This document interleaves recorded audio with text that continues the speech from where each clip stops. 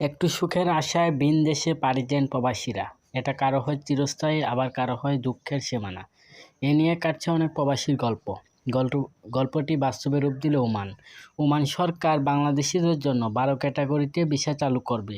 Bangladesh social club ওমানের chairman Sirajul হক একথা জানিয়েছেন।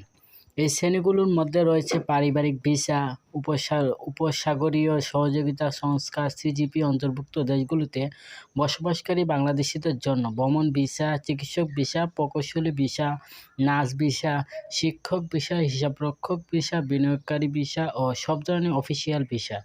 গত বছরের 31 অক্টোবর বাংলাদেশিদের জন্য সব ধরনের ভিসা স্থগিত করে ওমান। এরপর থেকে দেশটিতে বাংলাদেশিদের যাওয়া 50% বেশি কমে গেছে। গত সেপ্টেম্বরে দেশটিতে বাংলাদেশি নাগরিক যাওয়ার সংখ্যা ছিল 28,201, তথ্যসূত্র টাইমস অফ ওমান।